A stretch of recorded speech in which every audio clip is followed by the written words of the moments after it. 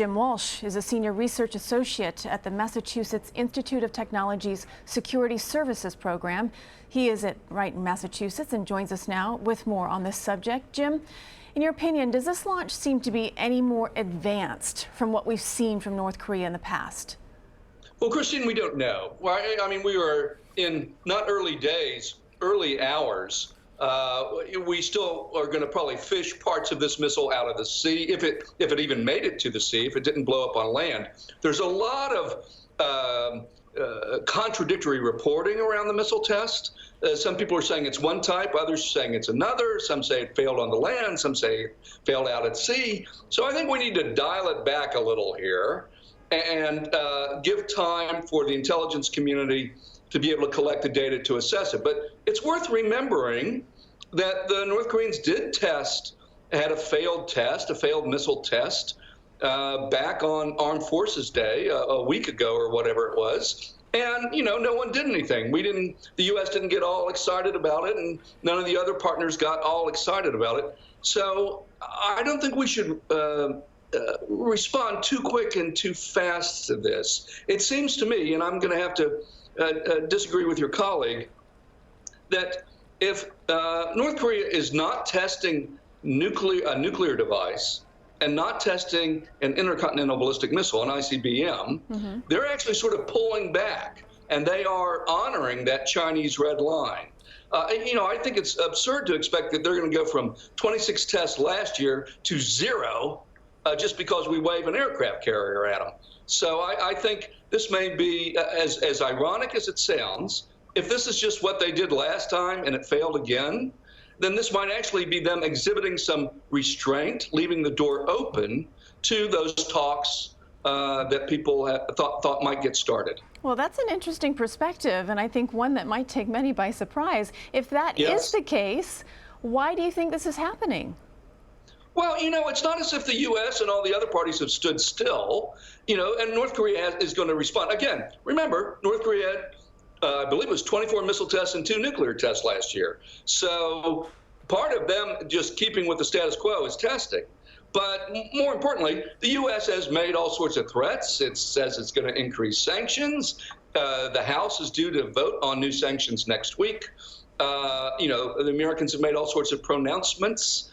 So it's sort of unrealistic, it seems to me, to expect that the North Koreans are just going to wave a white flag and capitulate or not respond to that. The question, though, is as both sides make these threats, is there enough room, is there enough restraint on both sides that they can still find a way to begin talking?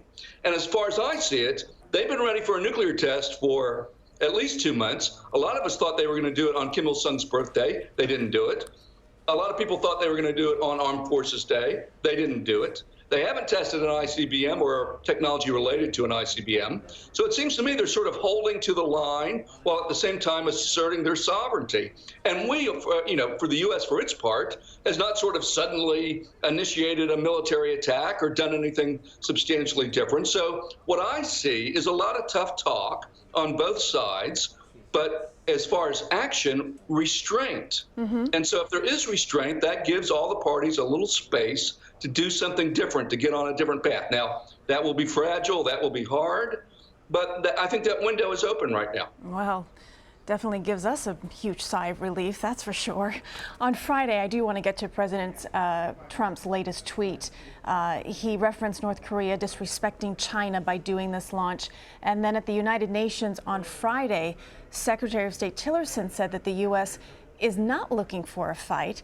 So how do you reconcile those positions as negotiations move forward here? Well, I would say 2 things. I mean, it seems unclear to me that the North Koreans have violated the Chinese red line. The Chinese red line is nuclear tests, and we haven't had a nuclear test, which is why, even though they're ready to do it in a heartbeat, why this gives me some modest hope that maybe we're in a period of pause here, because they haven't violated that red line.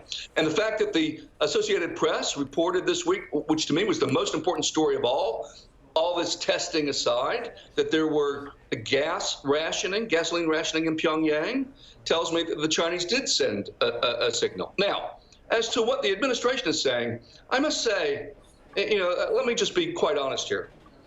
Secretary Tillerson has said lots of different things. He said we wouldn't negotiate when he visited South Korea. Now he says we will negotiate. Ambassador Haley says something completely different. Vice President Pence has said something different. And of course, the president is tweeting. I would urge the administration to talk less and to have a unified message. Because here's the deal. My colleagues and I who have been working on the North Korean problem, I've been to North Korea, I've met with North Koreans about nuclear issues. All my colleagues and I, we don't know what the administration is signaling. And if we, as Americans, don't know what the administration is signaling, I'm pretty sure the North Koreans don't know, and the South Koreans don't know. That we're supposed to be reassuring our ally, and then we're sort of like saying out of the blue, oh, you got to pay for this DAD system, which contradicts all past policy. We're not going to sell it to them. It's ours. So my advice to the president and to the administration, get one message, stick with it, say less rather than more, and get everyone on the same page. All right, we'll end it there. Jim Walsh, thank you. Thank you, Christine.